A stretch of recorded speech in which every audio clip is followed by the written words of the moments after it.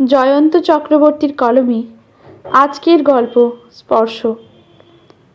8 বছরের নাতি ছুটতে এসে দাদুর হাত ধরে টেনে বলল, দাদু একবার ওঠো তো। দাদু অবাক। কেন রে, কি হলো? হঠাৎ উঠতে বলছিস কেন? ওঠো না একবার প্লিজ।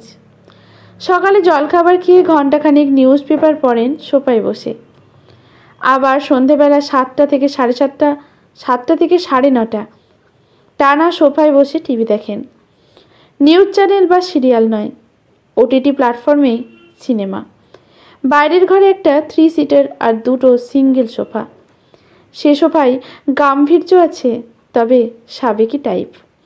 সেই সিঙ্গেল সিটারের একটা দখল করে বসে থাকেন দাদু। বিপত্নিক, তাও প্রায় 5 বছর হতে চলল। 13 বছর আগে এই 3 কামরার ফ্ল্যাটটি কেনা। অবসর নিয়েছেন বছর 10। ছেলে, বৌমা আর নাতি, এ নিয়েই 4 জনের সংসার। এমনিতে কোনো সমস্যা নেই, তবে অমনিতে আছে। কথা বলার লোক না পেলে অস্বস্তি লাগে। নাতির কথা শুনে দাদু উঠে দাঁড়ালেন। ঝুঁকে সোফা পরীক্ষা করলো নাতি। তারপর 3 সিটার সোফার দিকে আঙুল দেখিয়ে গম্ভীর গলায় বলল, দাদু তুমি এখানে বসো। কেন রে, এখানে বসবো কেন? কি হয়েছে? মা বাপিকে বলেছিল এই সোফাটা ভালো নয়, পুরনো, মধ্যিখানটা বসে গেছে, এটা বিক্রি করে নতুন সোফা কেনো। আজকাল অনেক ভালো ভালো দেখতে সোফা এসেছে বাজারে।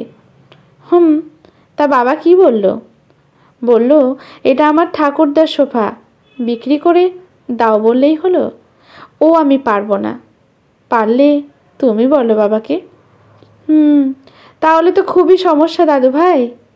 আচ্ছা ঠিক আছে, আজ না হয় বসি, কাল কিছু একটা ব্যবস্থা করব। পরদিন সকালে দাদু বাজারে গিয়ে একটা সোফা মিস্ত্রিকে সঙ্গে করে নিয়ে ঘরে ঢুকলেন।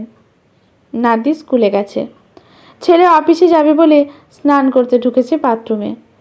বৌমা অবাক। বাবা কি ব্যাপার? কিছু না, সোফাটা পুরনো হয়েছে, ভাবছি বিক্রি করে একটা নতুন সোফা কিনব।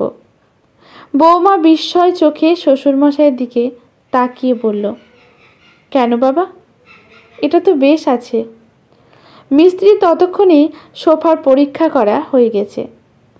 বৃদ্ধের দিকে তাকিয়ে জিজ্ঞাসা করল, জেঠু সোফাটা কতদিনের? বছর 25 তো হবেই, বেশি বই কম তো নয়। বাবার কেনা সোফা, আগে এই জায়গাটাই বাবা বসতো। বাবা চলে যাওয়ার পর আমি, বলতে গেলে ছেলের পরে ওই এ বাড়ির সব থেকে পুরনো মেম্বার। আমি একটা কথা বলবো জেঠু? বলো। সেগুন কাঠের কাঠামো, কাপড়টাও কিচ্ছু হয়নি। এ জিনিস বাজারে দাম দিলেও পাবেন না। নতুন কিনবেন বড়জোর 7-8 বছর, তারপর আর বসতে পারবেন না, ভেঙে যাবে। তার চেয়ে বরং আমি একটা কাজ করি, স্প্রিংগুলো পাল্টিয়ে দিই। বলেন তো কাপড়ও পাল্টিয়ে দেব, একদম নতুন লাগবে। ছেলে ততক্ষণে স্নান সারা বাথরুম থেকে বাইরে বেরিয়ে বলল, সেটাই ভালো। তুমি স্প্রিং কাপড় যা পাল্টাতে হয় পাল্টাও, সোফাটা বিক্রি করব না। ছাই দিল বৌমা। স্প্রিং পাল্টাও, কাপড় পাল্টাও, পালিশ করে একদম নতুনের মতো করে দাও, বিক্রি করব না। এতক্ষণ সবার কথা চুপচাপ শুনছিলেন বৃদ্ধ। এবার মুখ খুললেন। ছেলে বৌমার কথায় অর্ধেক সায় দিয়ে বললেন, স্প্রিং পাল্টাও, তবে কাপড় নয়। ওটা পাল্টালে যে বাবার স্পর্শটুকুও হারাবে। যতদিন বেঁচে আছি থাক, চলে গেলে যা ভালো মনে হয় করো।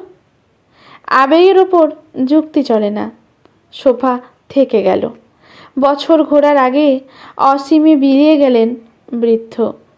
সোফা এখনও একই জায়গায়, তবে সে সোফায় দখল নিয়েছে পুত্র। কাপড় পাল্টানো হয়নি, একই আছে। বাবার স্পর্শ হারাতে চায় না পুত্র। আজকের গল্পটি এখানে সমাপ্ত। ভালো লাগলে লেখকের প্রতি শ্রদ্ধা জানিয়ে লাইক, কমেন্ট, শেয়ার করবেন। ইউটিউব থেকে দেখলে চ্যানেলটি সাবস্ক্রাইব করে বেল নোটিফিকেশানটি অল করে দেবেন। ফেসবুক থেকে দেখলে পেজটি ফলো করে রাখবেন। ধন্যবাদ।